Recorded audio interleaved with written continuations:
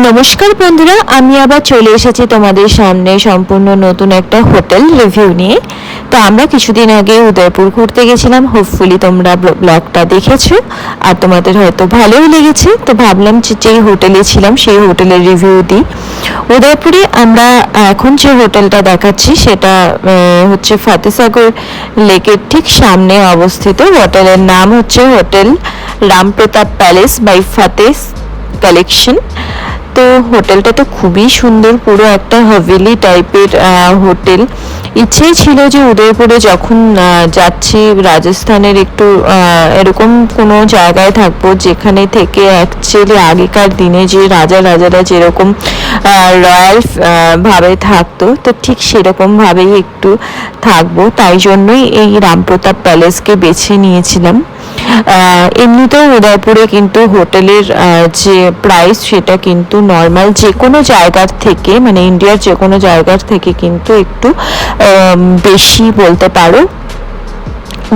আর হচ্ছে সিজন টাইমে কিন্তু হোটেলের প্রাইস প্রচুরই বেশি থাকে। তো আমরা গিয়েছিলাম ফেব্রুয়ারি মাস, যেটা সিজন টাইমেই ছিল। তো যাই হোক, আমরা আগে থেকেই হোটেল বুক করে গেছিলাম। তো এই হচ্ছে হোটেলটা, তো তোমরা দেখলেই সবাই। এবার আমরা হোটেলে ঢুকে 2টোর সময় আমাদের চেক ইন ছিল। তো হোটেলে ঢুকে আমরা সব প্রসেস যা আছে চেক ইনে সেগুলো কমপ্লিট করে এখন আমরা আমাদের রুমে যাচ্ছি। তো আমাদের হচ্ছে রুম ছিল ডিলাক্স নর্মাল রুম, গ্রাউন্ড ফ্লোরেই ছিল রুম।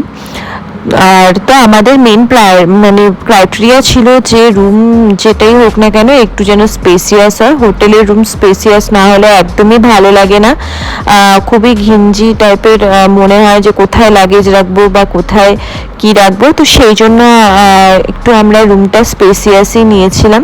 তো দেখতেই পাচ্ছ হোটেলের রুমটা যথেষ্ট বড়।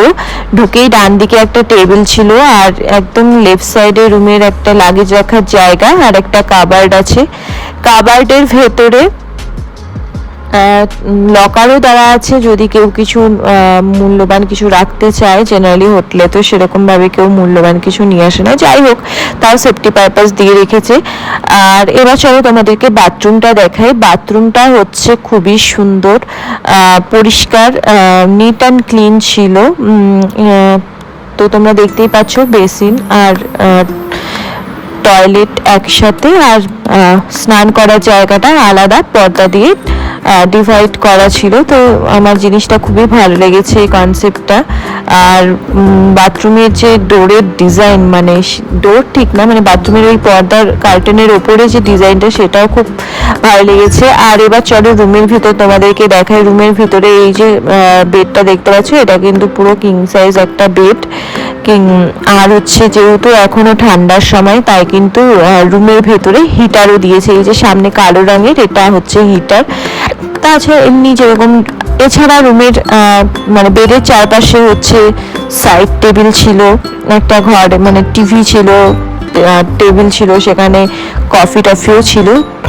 তো যাই হোক, রুমটা তো মোটামুটি ভালোই। এবার চলো এই হোটেলের রেস্টুরেন্টটা নিয়ে তোমাদের বলি। এটা কিন্তু উদয়পুরের একটা পপুলার রেস্টুরেন্টের নাম হচ্ছে রাজবাগ রেস্টুরেন্ট বাই ফতে কালেকশন। এটা হচ্ছে এই হোটেলেরই রেস্টুরেন্ট। যে কোনো হোটেলে রেস্টুরেন্ট থাকলেও তার কিন্তু আলাদা নাম হয়। তো এই নামটা হচ্ছে, এই রেস্টুরেন্টের নাম হচ্ছে রাজবাগ রেস্টুরেন্ট। এটা উদয়পুরের ওয়ান অফ পপুলার একটা রেস্টুরেন্ট। আমরা পরের দিন সকালবেলা এখানে কমপ্লিমেন্টারি ব্রেকফাস্টের জন্য এসেছিলাম। আর তোমরা দেখতে পাচ্ছ কি অপূর্ব ভিউ। এইখানে ক্যামেরা কিছুই বোঝা যাচ্ছে না, মানে সৌন্দর্য যা ছিল ওখানে তার 10% তোমরা ধরে নাও যে দেখতে পাচ্ছ। মানে জায়গাটা এত নিরিবিলি, এত সুন্দর। পেছনে মানে সামনে তোমার হচ্ছে লেক, আর তুমি তার পাশে বসে হচ্ছে ব্রেকফাস্ট করছো। আর সেই লেকটা পাহাড় দিয়ে ঘেরা, আর লেকের জলের কালার কিন্তু নর্মাল জলের মতো না, জলের কালারও কিন্তু একটু ব্লুইশ টাইপের। তো সেই জন্য অসাধারণ একটা মানে ভিউ বলতে পারো তোমরা।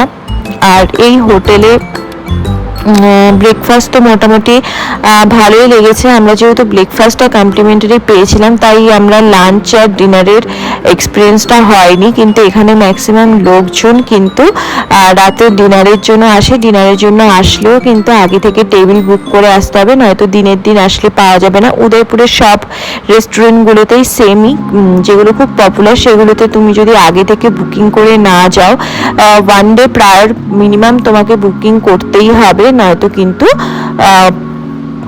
যেই দিন যাবে সেই দিন দিনের দিন জায়গা পাওয়া যাবে না। তো আমরা এখন ব্রেকফাস্ট করে এই চলে এলাম রুমে।